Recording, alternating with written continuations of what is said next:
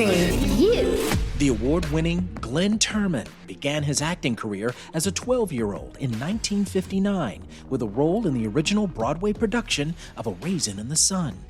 He's built a portfolio of nearly 200 acting credits to his name, from film, TV, and onstage productions.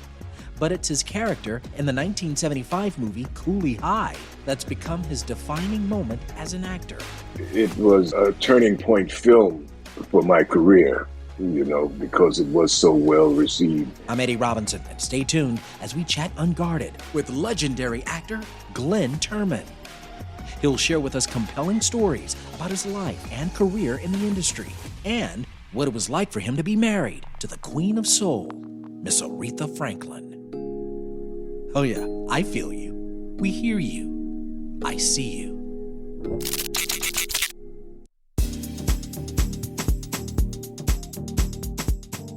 It's I See You.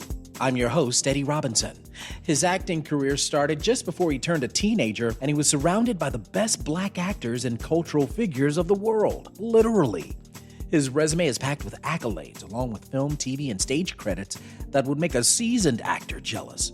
His new documentary, The Legend of Glynn Turman, will be released soon, but right now we're so grateful to have with us a special guest, Primetime Emmy Award-winning and 3-time NAACP Image Award-winning actor, writer, producer, and director, Glynn Turman. Glynn, thank you so much for being a guest on I See You. Thank you for having me. Appreciate it. I'd love to start off our chat by just sharing with you how I believe to be my initial passion for movies and radio. It was derived from seeing you on screen. As a very young child, I think I might have been maybe 3 or 4 years old, and it took my mom to help plug in some recollection of all of it. And I was talking to her, and I mentioned that we would have you on the show, and she's like, Glynn. And so she was really excited. But I remember being in a Volkswagen. First off, tell her I said hello. Thank you. I certainly will. Okay. I certainly will. And it was through this movie, this little movie, I don't know if you've heard of it. It's called Cooley High. Yeah, I heard of it. It was the best of times. They were the best of friends. They made the best of memories. Why don't you go somewhere? Your place or mine? Those cool days. Cooley High. But I remember it was 1975. I remember being in a Volkswagen at a drive-in movie theater with both my mom and dad. Yeah. And they were in their 20s. They were young, and so I remember Cooley High, and it's a comedy drama for those who don't know. It was released in this year. It follows the lives of a group of high school friends who live in Chicago, and they enjoy life to the fullest.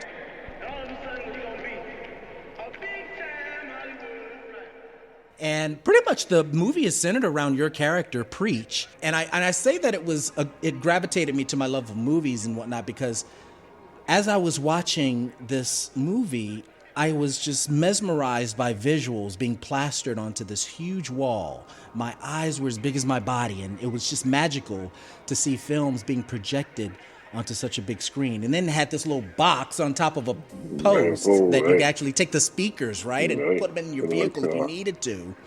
But it forever changed my perception of enjoying movies, watching films, having this desire to see and explore and hear films with the audio right there. And it's just really fascinating.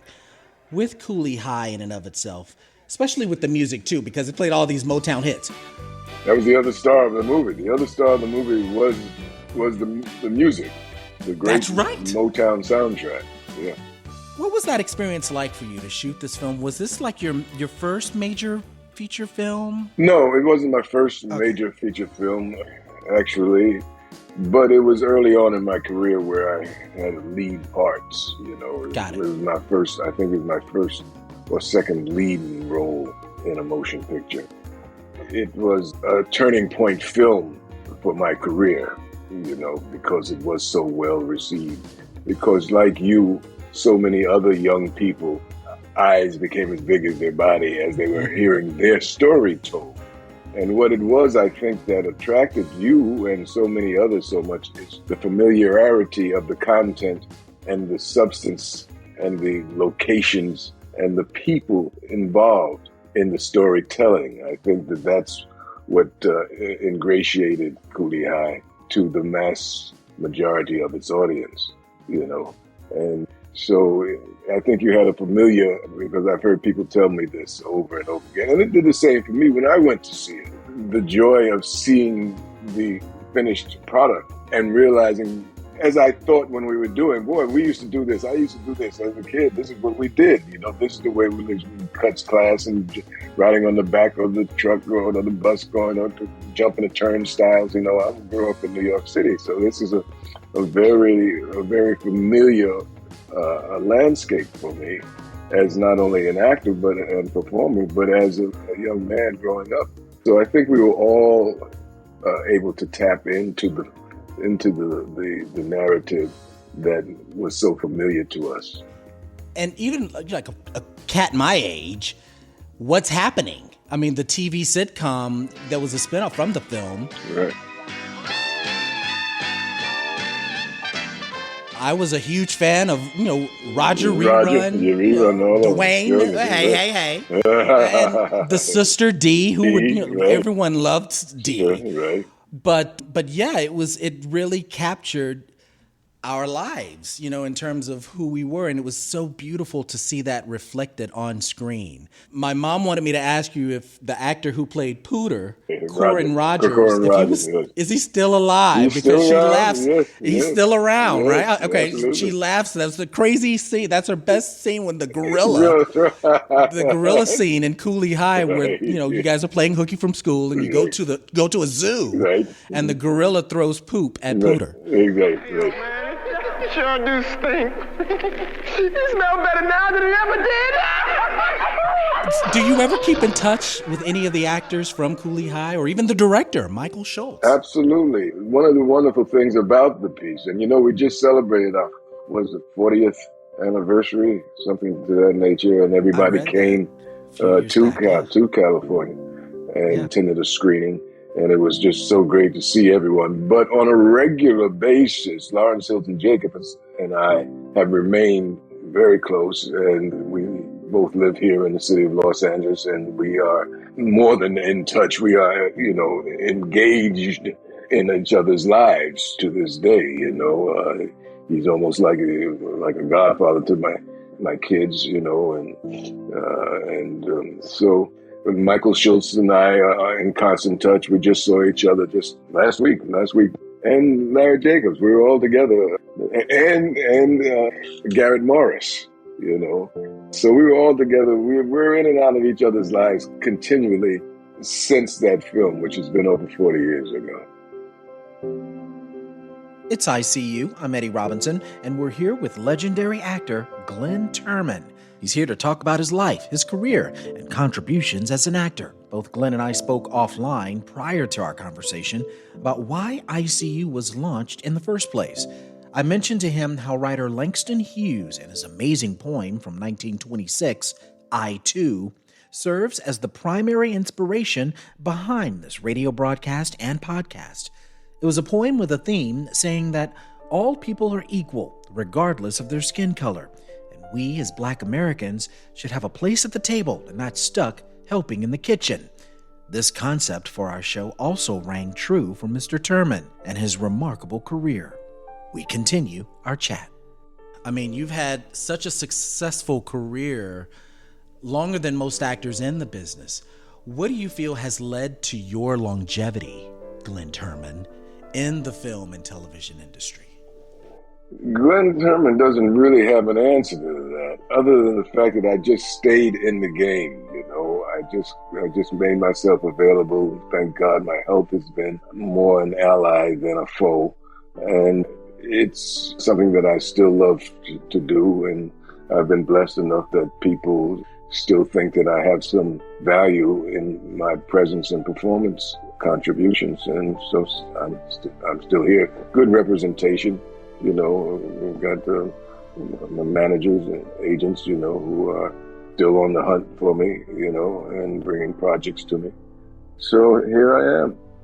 There you are, and it looks like you've just come off the set of Coolie High. Oh, yeah, I right. mean, I love your hat. I mean, what is your secret? What are you eating? You look fantastic. Well, thank you. You're kind. You're a shameless flatterer, but don't stop, okay? What do you think it is that filmmakers, casting directors, even audience members have always gravitated to you, your work, your projects? When someone looks at your resume, you've done so much material. What is it, do you think, that it is that gravitates so many people to you and your craft? I try to give some semblance of what that is in an upcoming project of mine, if I might use this as a segue. And it's my documented autobiography called The Legend of Glynn-Turman, and produced by myself and my partner, Johnny Smith. And we're going to be coming to streaming platforms in June. And I talk about my journey in this documentary. And one of the key elements, I think, is that you mentioned from the very beginning of our conversation a man named Langston Hughes. And Langston Hughes, of course, wrote a poem called A Raisin in the Sun, which was adopted into a play by Lorraine Hansberry, in which I starred alongside Sidney Poitier. But I was a very young first-time actor. And that got me into the business. Sidney Poitier played had a major influence on me coming up. Here was a man that was every night I'm calling daddy, and he was calling me son. And I'm looking up to in this storybook world. And he was bigger than life in that I could go next door and watch him on the screen doing Porgy and Bess or something, and then come in time for my cue to the theater right next door to where the movie is playing, and run on stage, and here's that man. But I started in the business alongside, as I said, Sidney Poitier and Ruby Dee and Lou Gossett Jr., Ivan Dixon, Bea Richards and Claudia McNeil and Diana Sands, and a cast that was directed by the one and only Lloyd Richards, the great discoverer of playwright genius August Wilson. And so I took off on a launching pad that had a projection over the stars, you see. And with that kind of a boost, with that kind of a launching pad, with that much fuel behind me, having met some of the greatest performers of our time and worked with them and met the rest of them, Sammy Davis Jr., Dorothy Dandridge, Lena Horne. As a youngster, to be in the company of James Baldwin. When I was growing up, I was taught in American history books that Africa had no history, and neither did I. I have an obligation to continue on a trajectory of import. So I think that is my inner mission. And I think that the people in the business who see their work as something that would be best served if it was included people of a like-minded mission sometimes comes to me because they say, from what I've gathered of Glynn-Turman, his mission is as ours. It's serious, it's heartfelt, it's human, it's relatable, and it's about the work, and we'll get that from him. And I think that that's what puts me in the game. Coming up, more with acclaimed veteran actor Glynn-Turman. We learn about the challenges he experienced as a struggling actor and a teenage parent, juggling a family of his own, all while trying to find work. Plus, the legendary actor shares an interesting story about how he got arrested by the police just minutes prior to a curtain call on opening night for a Ron Milner stage production in New York City. And then later, what was it like for him to be married to the Queen of Soul, Aretha Franklin? I'm Eddie Robinson. Don't move. Our second segment with actor Glynn-Turman on ICU comes your way right after this.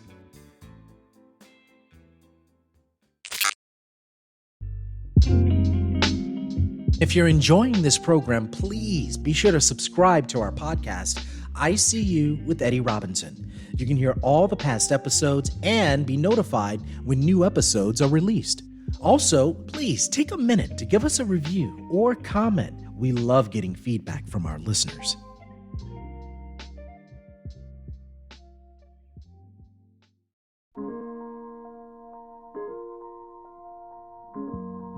It's I See You. I'm Eddie Robinson with Emmy Award winner and 3-time NAACP Image Award winner, Glynn Turman. He's seen as one of the most sought-after actors in Hollywood, with nearly 200 acting credits to his name, as it pertains to movies, on stage, and television shows he's been involved with. And now he has a documentary to be released in June called The Legend of Glynn Turman, which will be available on all major digital platforms.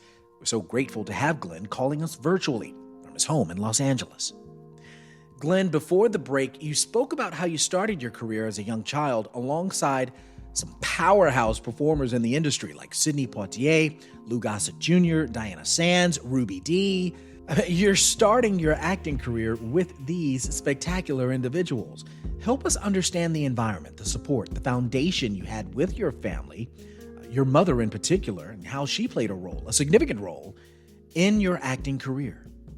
Well, my mother, remarkable woman, and moved us to an environment to where her friends were many of the people that I mentioned, Lorraine Hansberry, James Baldwin,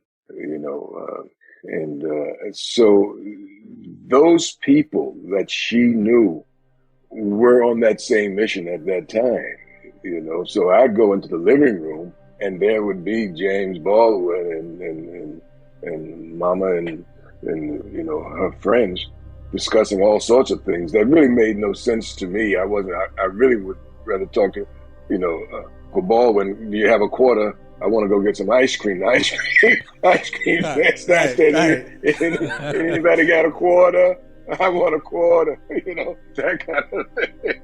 You're going to take the quarter, get on out of here. Wow. So that was my environment, and that was all as a result of her intellect, because she wasn't in the business, she was a post office worker, but she had an intellect that was so progressive and so all-inclusive of people of all races and creeds, and dynamics, So I grew up in a very progressive environment, and show business was not something that I would gravitate to. I was kind of guided to it by her, because her friend Lorraine Hansberry made it clear that there was a role for a youngster in a play that she was going to get produced. And my response to it is, well, I don't know, I can't audition today. If it's Saturday, I can't do the play because I got a baseball game on Saturday,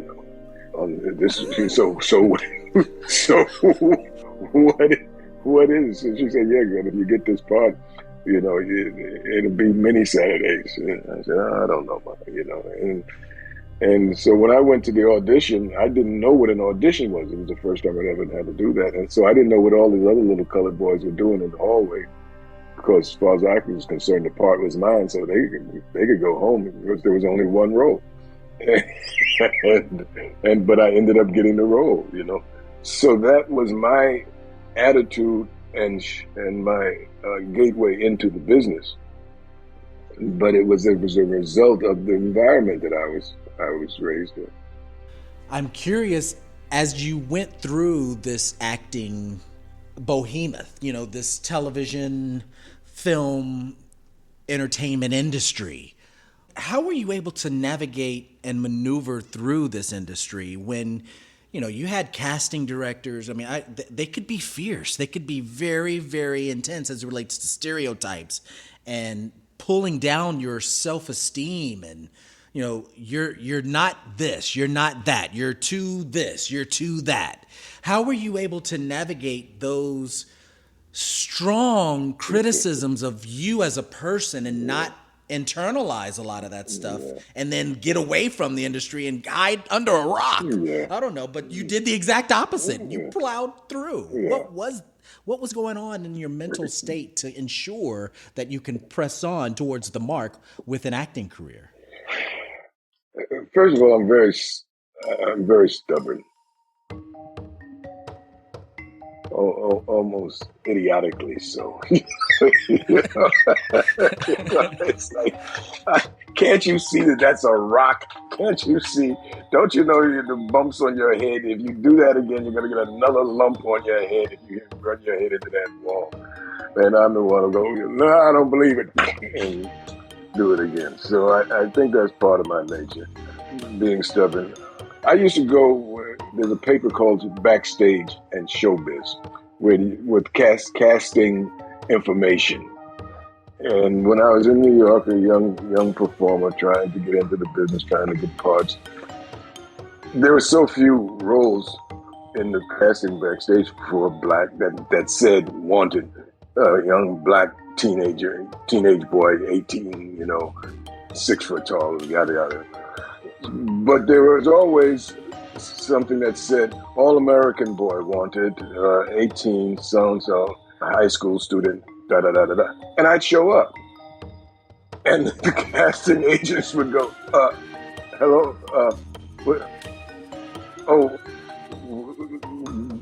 and they would stumble just like I'm stumbling now because they couldn't figure out what to say. Because, there's no part for you, they'd say. And I said, it says right here, I'm 18, All-American. I'm an All-American. What are you talking about? I'm trying for this part. It's a part of Biff. Audition for this. Oh, well, and I let them stumble around how to figure out that this wasn't for me. You tell me, you figure it out. Because as far as I'm concerned, this is for me. And that's been my approach, and that's my approach to to life, You're listening to ICU. I'm Eddie Robinson. We're here with award-winning actor, director, writer, and producer, Glynn Turman. What were some of the things you had to endure to push through in order to figure out a way to build a successful career in this film and television industry? I mean, is there a story or a narrative or two that you could share with us, Mr. Turman, that still, to this very day, that it makes you feel some kind of way? A real intense, perhaps even racist incident that you've tried with all of your might to remove from your mind? Here's something that stays with me, and it's not even in my documentary. After struggling as a young actor in New York to try to get a job, as an acting job, for over a year and a half being turned down all the time and getting knocked around, and I was a young father, I was a teenage parent, and husband. So I was juggling a family at the same time and trying to get a job as an actor and trying not to get fired from the jobs that I would leave to go on auditions for to get an acting job, and eventually always fired. I'd get back too late. And then, of course, the lights would be turned off and this and so on. So it's struggling, struggling artist scenario, for a lot of pressure. And finally, I got a job. I went up and I got an audition for Lloyd Richards, who had been my director in Raising the Sun, but now I'm 19 as opposed to when I first met him as a 12-year-old. And I get the job. And it's for a wonderful play. It's for the American Place Theater, which was a wonderful upstarting theater in New York, headed by Win Hanman. It's directed by Lloyd Richards, and one of the premier producers to this day, Woody King Jr. This was his first play in New York, having come, he and Ron Milner. It was a Ron Milner play, who's got his own, coming from Detroit to start their career and make the impression that they had made over the years in New York. And I landed the role. And so I rehearsed, and I was able to quit my job as a truck driver, and I go through the whole rehearsal thing. And it's going great, and I'm having a great time, and the cast is fantastic. And opening night, I'm on my way to the theater on 46th Street. And I'm headed toward the theater, it's off-Broadway play. And I pass a restaurant, a White Tower restaurant. And I look to see if I'm on time. The clock was hanging in the window. It was a big clock. And I'm going to be on time. I'm going to make it for a half hour. And I'm like, yeah. And people are passing and they don't even know that they're going to come see me in this play. And 2 police officers are standing in the doorway of the White Castle that I looked to see the time.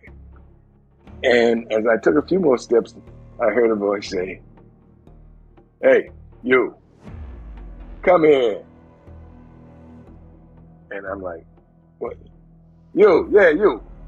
Yeah. I said, "Oh, officer, not tonight. I can't do this tonight. Get over here." Against the wall, and they search me and they frisk me. And I'm like, I can't tell you, you know.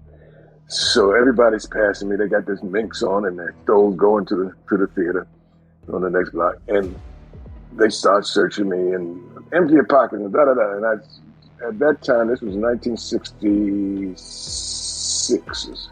That's what I was calculating in my mind too. 1966. 1966. Yes. And they had a civilian review board was being indoctrinated into the New York justice system just because of racial profiling like this, incidents.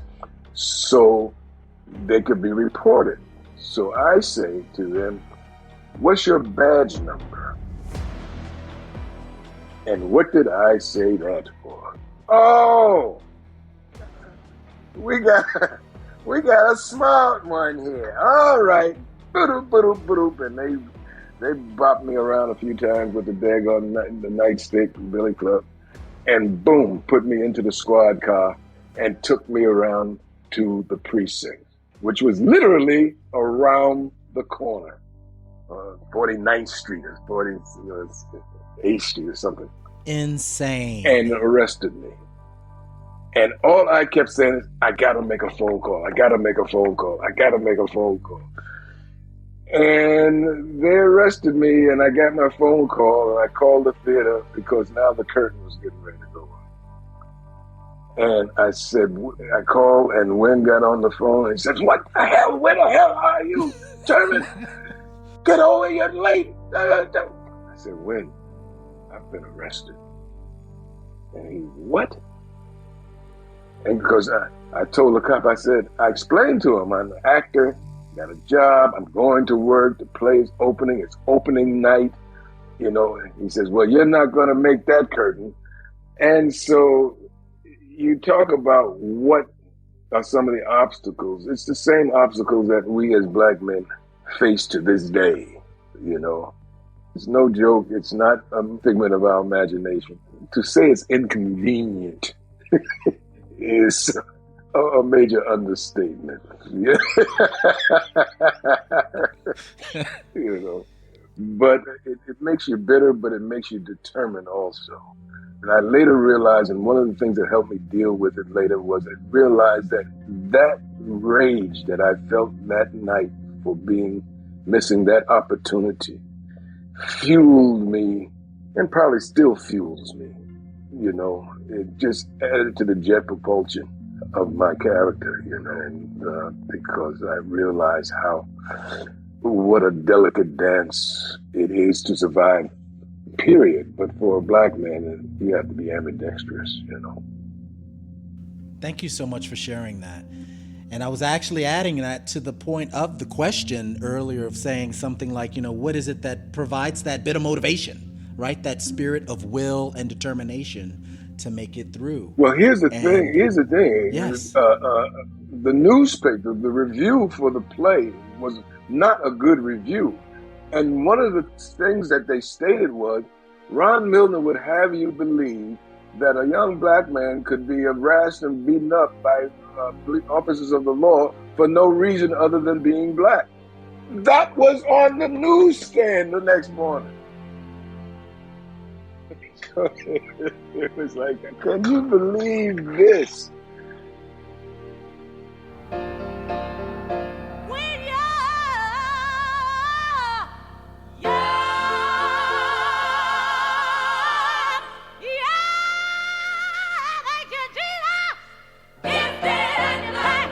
You know, I'd like to talk about your relationship with Aretha Franklin, because with Aretha Franklin being such a star who shined so bright, you know, did you ever feel like you were Mr. Franklin?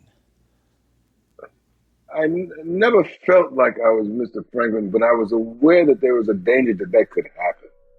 And it led to one of the reasons I was not willing to spend a lot of time out of the business or out of Los Angeles pursuing my career.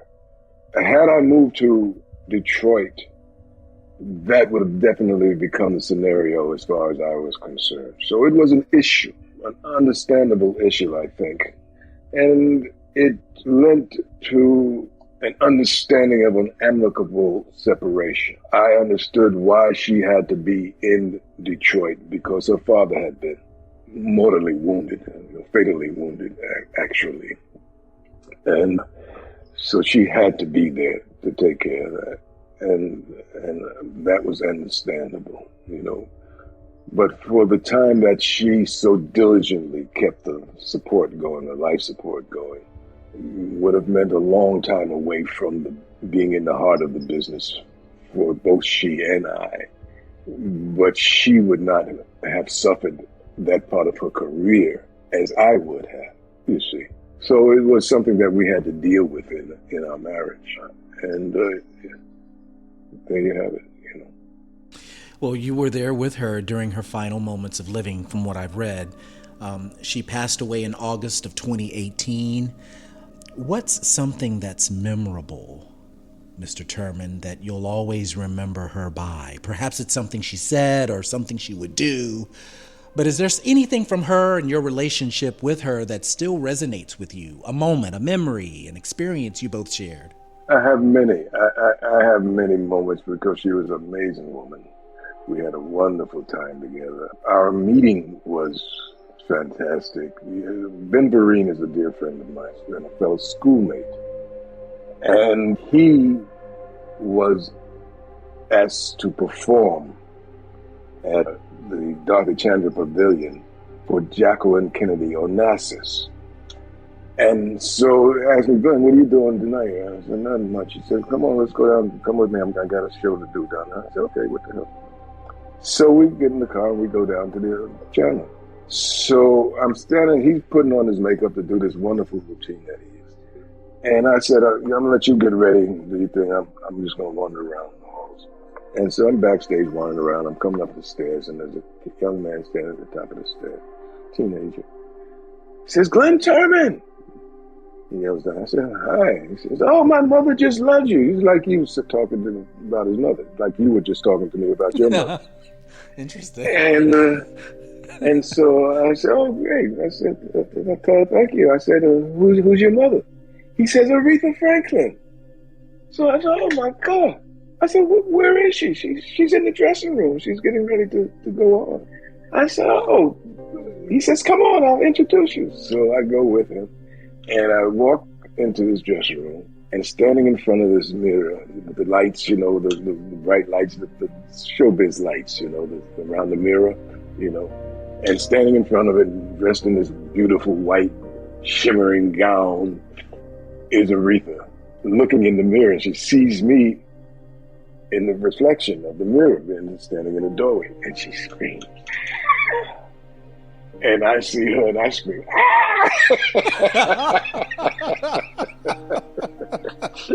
and we laugh. Wow. And we just hit it off from there. That was where we met and how we met. And I'll never forget that. You know, it was just a mutual admiration right away, you know, and we just Absolutely. had fun. And that kind of fun, because she could tell jokes.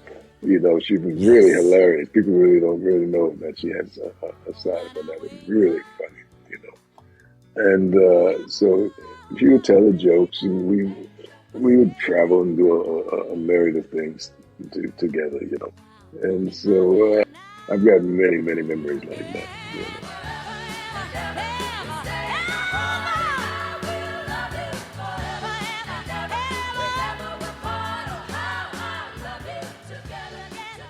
Coming up, we wrap up our chat with veteran actor Glynn-Turman. He shares more insight into the roles he's played on screen and what he looks for in selecting the characters he chooses to portray. Plus, he shares with us his connection and passion for horses, even while he lived in New York City. Is there something in his DNA that helped steer his interests and dreams of one day owning a ranch and raising horses? I'm Eddie Robinson. Our final segment on ICU comes your way after these messages. We'll be right back.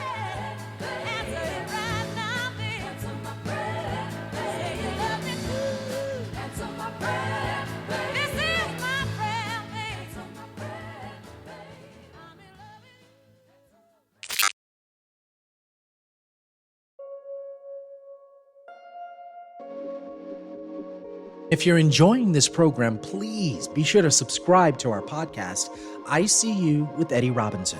You can hear all the past episodes and be notified when new episodes are released. Also, please take a minute to give us a review or comment. We love getting feedback from our listeners.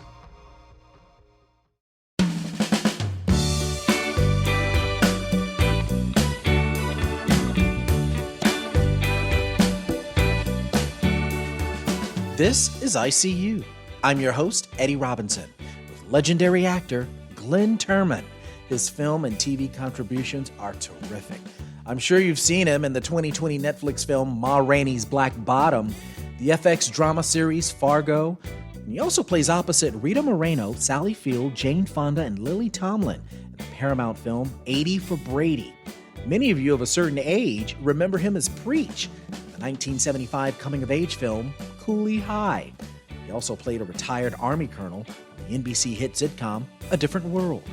We've asked Glynn-Turman to be a special guest on the show simply because he's now undergoing what his publicist calls a Glynn-aissance, because despite him being 76 years young, he's busier than ever right now. Move over, Beyonce, with your renaissance. Oh, and speaking of which, our own Houston native, Beyonce. Shout it, what your name is? Glynn has also surprised many of his fans as one of the faces of her Ivy Park denim line. He's been modeling their clothing in a video ad that was filmed on his own ranch located in Southern California. He also has a new documentary that will be available in June on all digital platforms entitled The Legend of Glynn-Turman. We're so grateful that he's sharing stories and narratives, some of which not included in the film. And he's calling us, ICU, virtually from his home in Los Angeles. Glynn, you've been in some amazing TV series and films. Another favorite of mine is 1992's Deep Cover, directed by Bill Duke and starring Lawrence Fishburne. You were only in it for about 4 minutes. I'll be right back. Daddy, don't go. Oh, man, don't. Daddy! Daddy! But it was such a powerful cameo, and it goes to show how memorable your performances really are.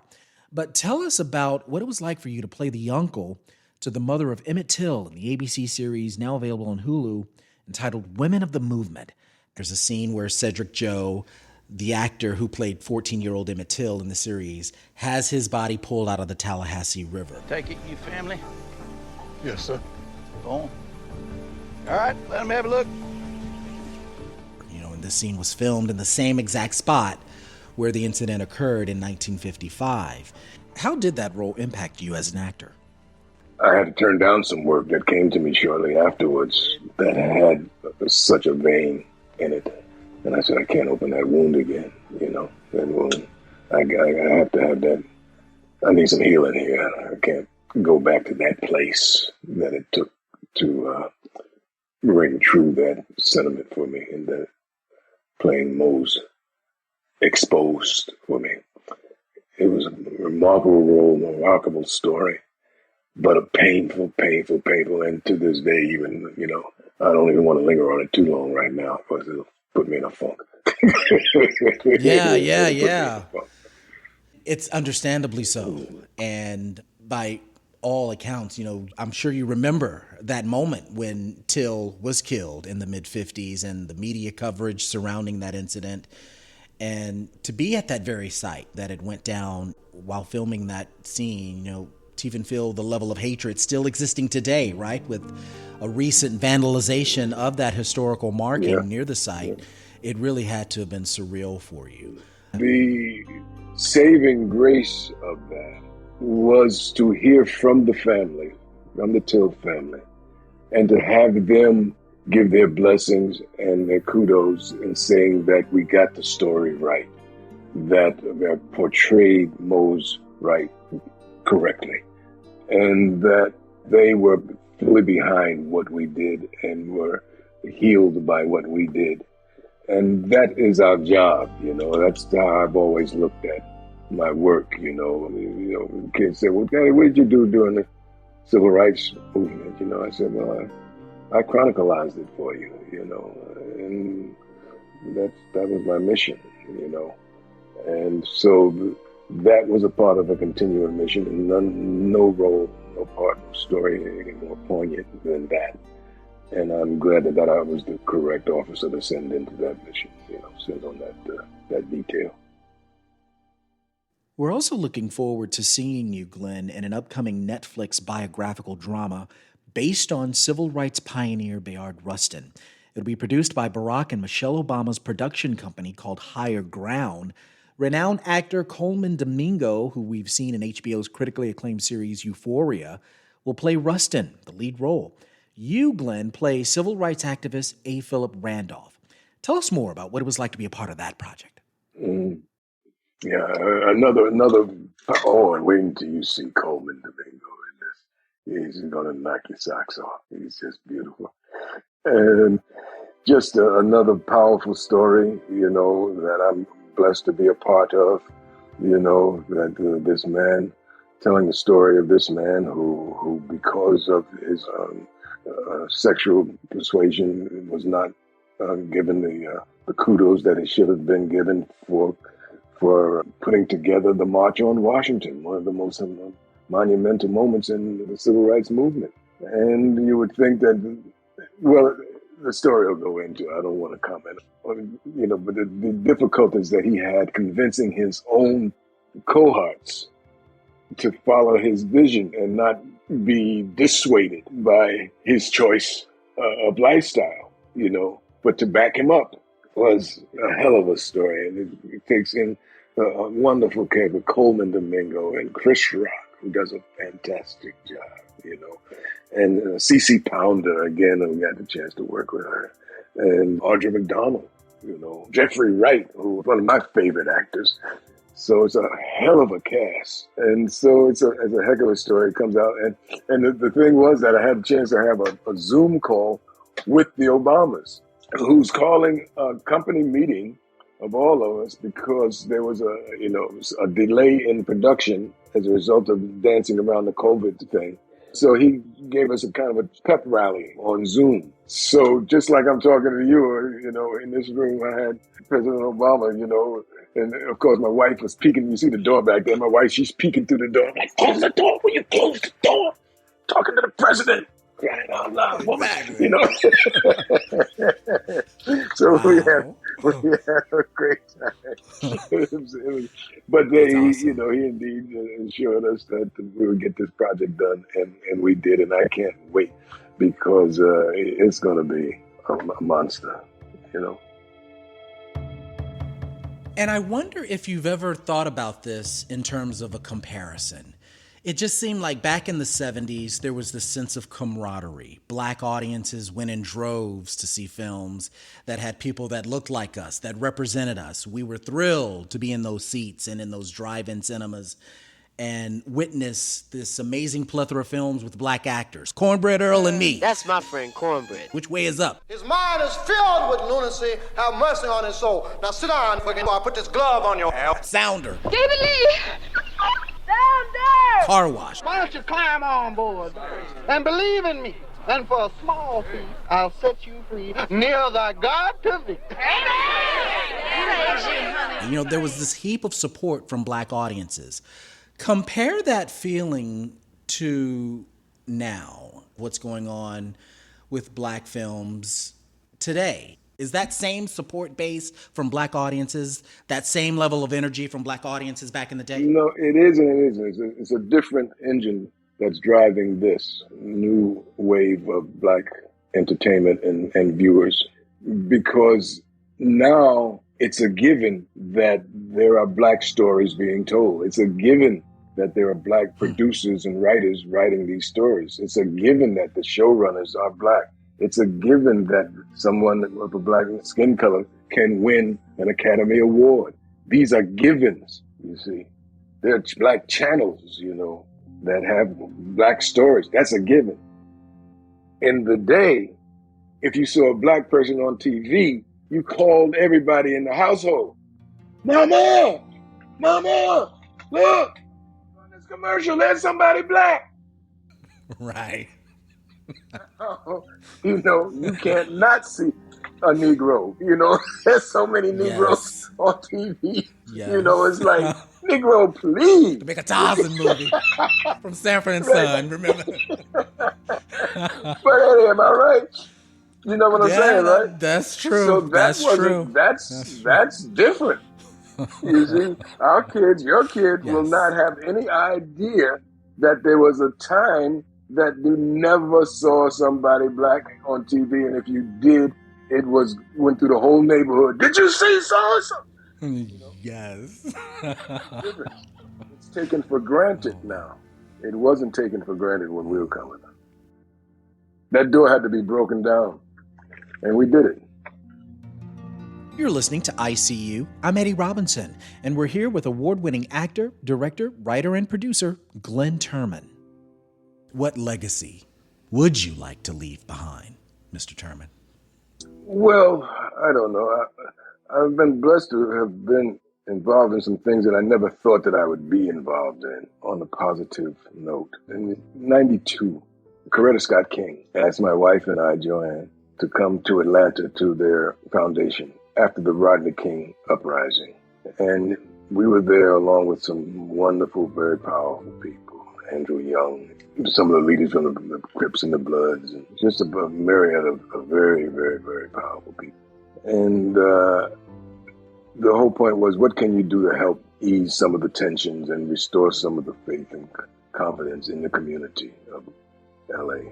And I don't know if you know, but we have a small ranch that we've had in the family for some time now. So having horses in the ranch, I said to Mrs. King that we're going to start a summer camp for kids. And she said, when are you going to do it? And I said, this summer. And my wife was like, oh, what are you talking about? But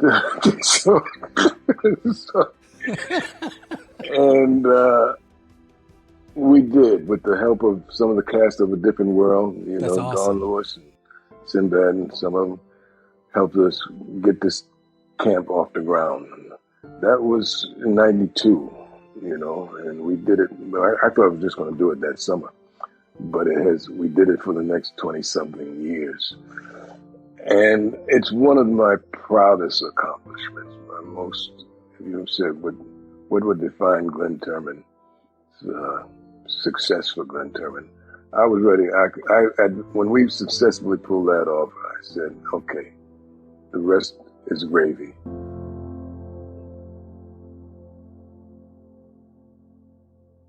Houston's own Beyonce, you know, she featured you in that rodeo campaign for her clothing line, Ivy Park. There was a lot that was missing in the history books about our participation as cowboys and cowgirls in settling the West, and that how many of the cowboys were of color. I thought you were a New Yorker. You know, how did you become exposed to this love of horses, this cowboy culture, if you will? What happened there? Well, I just always loved horses. It was a part of me that I could not explain to anyone. I was drawn naturally to horses in New York City, because we used to have horses that were in Central Park and all of that, you know. And so I would play hooky and go to the stables, you know, and hang out in the stables all day, when I should have been in school, you know. But come to find out, after years later, I never met my grandfather. But when I got to know my father better, I got to understand who my grandfather was and where they were from, my father's people. And they're all from Georgia. And they're all farmers and ranchers. And my granddaddy had a farm and had mules and horses on the ranch, and loved that life, led that life. And obviously that was a part of my DNA, you know, when you look at it. So it's in the blood, you know.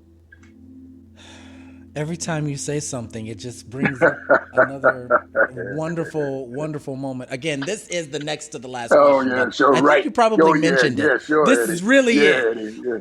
As an award-winning veteran actor, and by the way, congratulations on you being a recent recipient of the NAACP Image Award. That was fantastic. You've played some remarkable characters. You've made an impact on generations of fans. What lesson or lessons have you learned about yourself thus far? There's always room for more kindness in my game, you know. Can never be too kind, you know. Not to be pleased to where your kindness is accepted as weakness, but not to be afraid to be kind. Veteran actor, an award-winning presence for ICU. We are so grateful for you. Thank you so much, Glynn Turman. Thank you, Ed.